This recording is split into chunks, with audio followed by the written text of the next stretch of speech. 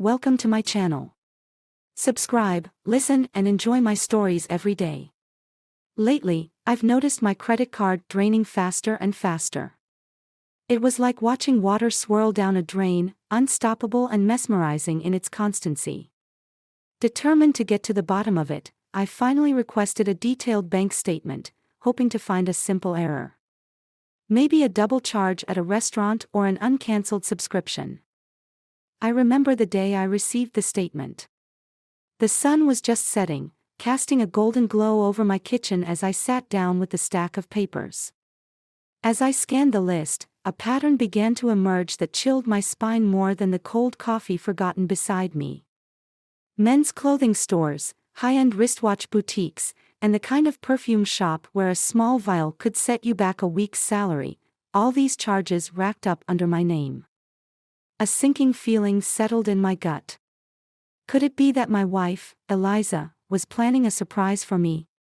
Perhaps a birthday festooned with new suits, exotic colognes, and a luxury watch. But my birthday had passed uneventfully last month with little more than a quiet dinner. My heart hammered as I confronted Eliza that evening. She was in the kitchen, her hands busy preparing dinner, her blonde hair catching the light as she moved. "Eliza," I began, my voice steady despite the turmoil inside, "I noticed some unusual charges on our credit card. Are you planning something?" She turned, a flicker of surprise crossing her delicate features. "Oh? What sort of charges?" Her voice was too casual, her smile a tad too fixed. I pushed the bank statement across the counter towards her. "Clothing, watches, perfumes. It looks like someone is refreshing my entire wardrobe."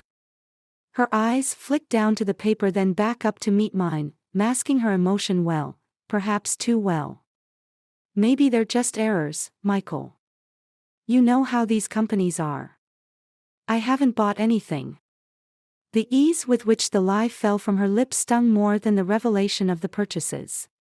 My mind raced as I pieced together her recent late nights at the office and unexplained absences. Was there someone else? The following day, driven by a mix of desperation and suspicion, I did something I never thought I would. I followed her. She walked briskly, her heels clicking confidently on the pavement, unaware of my gaze. She entered a boutique, the kind of place I'd seen on my statement. The sinking feeling returned as I watched her through the glass, laughing and chatting intimately with the store manager, a man who mirrored the style of the clothes charged to my account. My heart pounded as I entered the store, pretending to browse. I watched them, noting the familiarity between them. They didn't notice me, they were too wrapped up in their own bubble. That evening, as I lay in bed next to Eliza, her breath steady and even in sleep, the bitter taste of betrayal filled my mouth. Was this how our story was going to change? Was there a surprise waiting in the wings, or was the surprise on me all along? The plot would thicken, but for now, I was caught in a web of deceit, my next moves unclear but necessary. The intrigue of what was truly happening was only beginning to unfold, and I knew that whatever lay ahead, it would be as transformative as it was painful. In the days following my discovery, the atmosphere at home grew tense, an unspoken acknowledgement of suspicion hanging between us like thick smoke. Each day, I mulled over my options, until one evening, driven by a gnawing need for the truth, I decided to confront Eliza directly, hoping she would unveil any surprise she might be planning. "Eliza, we need to talk," I said firmly as I stepped into the living room where she was reading.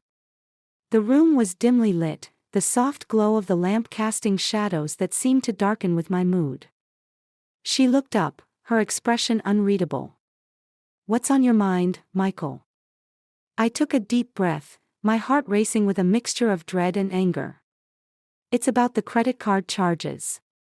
I know you're hiding something. It's best if you just tell me." Her eyes widened slightly, a flush creeping up her neck. "Michael, I don't know what you mean." "Eliza, please. Men's stores, watches, perfumes. It doesn't add up." Are you seeing someone else? The question hung heavy in the air, charged with accusation. She stood up abruptly, her book thudding to the floor. You're being ridiculous, she snapped, her composure breaking. I can't believe you'd think that of me. I could feel the conversation spiraling, but before I could reply, the doorbell rang, slicing through the tension. Eliza glanced nervously towards the door. I'll get it, she murmured, almost relieved. At the door was Jake, my oldest friend, his presence a surprise. Hey, Michael. Thought I'd drop by. Is everything okay? His timing was too coincidental, his demeanor too casual. Jake, glad you're here, I managed, although my suspicion about him had only grown. Eliza seemed unusually flustered by his arrival. We moved to the kitchen, Eliza pouring drinks with shaky hands. The small talk was strained, forced. My mind raced as I watched them interact, looking for any sign, any confirmation of my fears. Actually, Jake, I said, cutting through the pretense, I was just discussing some unusual expenses with Eliza. Seems like someone's been using our credit card at some fancy stores. Jake's eyes flickered to Eliza briefly, a silent exchange passing between them. Oh? That's strange. Identity theft. No, I shot back, the word like a bullet. Not theft. More like betrayal. Eliza set the drinks down harder than necessary. I think you should leave, Jake, she said suddenly, her voice strained. But Jake stayed put, his brow furrowed. Why? Michael, what's going on? I stared at him, the puzzle pieces clicking into place. Why don't you tell me, Jake? You seem to be a part of it, after all. The room went silent, the tension palpable. Finally, Eliza spoke, her voice barely a whisper. Michael, I wanted to surprise you, for our anniversary. But not like this. It wasn't supposed to be like this. Jake looked from her to me, his expression somber. Mike, I've been helping her plan something special for you. Those charges, she wanted to give you something memorable. I felt the room spin as the implications sank in. Was I wrong? Had my suspicions led me astray? But the trust was already frayed, the damage done by doubt. Memorable, huh? I said bitterly. It sure will be. As they tried to explain, I knew that regardless of their intentions, the seed of doubt had been sown. My trust was shattered, the pieces reflecting back a story different from the one I had hoped for. The intrigue of the situation had deepened, and I was left to sort through the fragments of truth and deception, wondering how I would ever find clarity. The night after the confrontation, sleep evades me. I lie in the darkness, the shadows seeming to mock my turmoil. As dawn creeps in, I make a decision. If my trust is to be restored, I need undeniable proof of Eliza's intentions, innocent or otherwise. I decide to start where any doubt does, with the facts. Later that morning, I call Eliza's office under the guise of confirming dinner plans. Her assistant, a diligent young woman named Tessa, answers. Oh, Mrs. Thomas hasn't been in much lately. She's been working remotely a lot, Tessa informs me after I press for details, underlining my suspicion. Thank you, Tessa. Could you remind her to call me? I hang up, my mind racing. I needed more than just hearsay. By mid-morning, I find myself outside the boutique where I first spotted Eliza with the manager. Heart pounding, I push the door open. The manager recognizes me immediately, his face tightens. Back again so soon. How can I help you? He asks, his voice overly bright. I was wondering if you could help me with something, I start, feigning casual interest. My wife bought several items here recently, and I wanted to surprise her with something in the same style. His eyes narrow slightly, but he nods. Of course, follow me. He leads me to a section of the store filled with exquisite men's suits and accessories. As he showcases various items, I steer the conversation subtly. My wife mentioned someone helping her pick out the items. I believe she found your advice invaluable. Oh, he says, pausing. His hesitation speaks volumes. Yes, she appreciates a good eye for fashion. Said the manager here was especially helpful. He relaxes slightly, the bait taken. Ah, yes, I remember her. We spent quite some time selecting the perfect pieces. Encouraged, I press further. It must be nice to work so closely with clients on such personal purchases. It is, he agrees, now completely at ease. Your wife wanted everything to be perfect for your special occasion.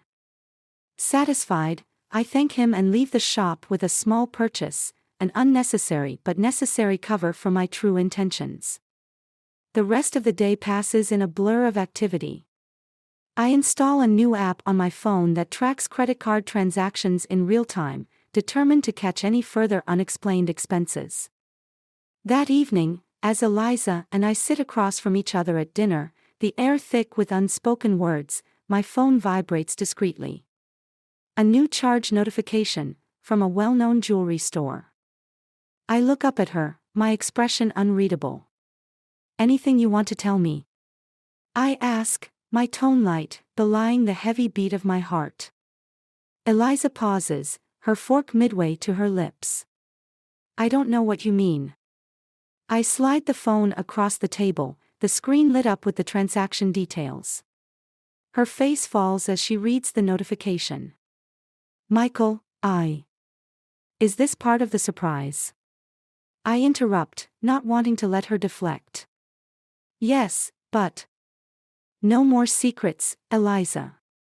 If there's something going on, I need to know now.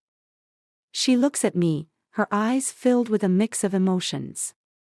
It's not what you think. Please, let me explain. Her voice cracks with sincerity, or perhaps desperation. The conversation we have next will decide much. The pieces are slowly falling into place, but the image they form is still unclear. The storm is gathering, and soon, I'll have to face whatever it brings, for better or worse. As we sit across from each other, the tension in the air is palpable. The soft clink of our dinnerware does little to mask the heavy silence that has fallen between us. Eliza finally sets down her fork, her hands slightly trembling. I wait, my heart pounding with a mix of apprehension and a desperate hope for clarity.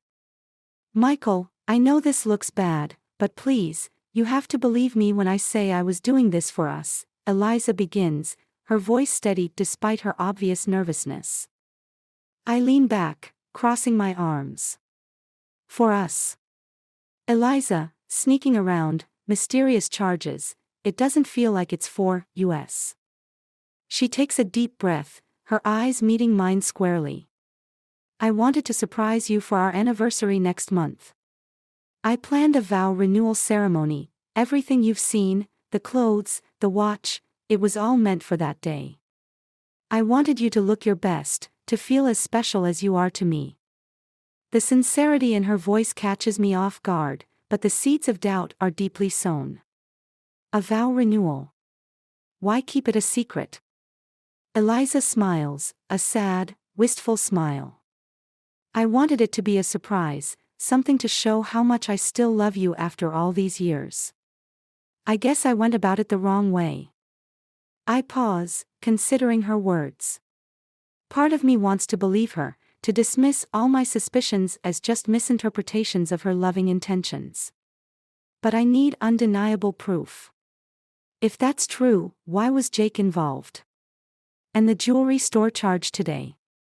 Jake was helping me organize it. He knows the owner of the venue I was looking at. As for the jewelry, I bought a new ring for you, something special for the ceremony, she explains, reaching into her purse. She pulls out a small box and slides it across the table to me. Opening the box, I find a beautiful, custom-designed ring, clearly expensive and crafted with care. The sight of it, the realization of her intentions, washes over me like a wave of relief mixed with a lingering shame for my doubts. Eliza, I start, struggling to find the right words. She reaches across the table, taking my hand. I know I should have told you sooner. I'm sorry for all this mystery. I just wanted it to be perfect. The moment is tender, a stark contrast to the turmoil of the past days. We spend the rest of the evening talking openly, reconnecting in a way that had been missing due to my suspicions and her secrets. As our anniversary approaches, the preparations for the vow renewal come out into the open. Eliza involves me in every step, ensuring that the ceremony is a true reflection of our renewed commitment. Jake apologizes for any role he played in the misunderstandings, and we all laugh about it, the tension finally broken. The day of the ceremony arrives, and it's more beautiful than I could have imagined. Standing there, renewing our vows in front of our closest friends and family, with Eliza looking radiant in a stunning dress and the watch I saw her pick out, I feel a profound sense of gratitude. After the ceremony, as we dance under the string lights, Eliza leans in close. "Did I surprise you?" she whispers with a mischievous grin. "You did, more than you know." "And I've got a surprise for you too," I say, signaling the DJ. The music changes to a slow, love song, one that played on our first date, a detail only I would remember. Eliza gasps softly, her eyes lighting up with joy. As the song plays, I hold her close, grateful for the misunderstanding that, although painful, led us to this moment of deeper connection and appreciation. Love, I realize, isn't just about grand gestures but also about forgiveness and growth together. And tonight, under the soft glow of the moon and the twinkling lights, our love feels renewed, stronger and more profound than ever.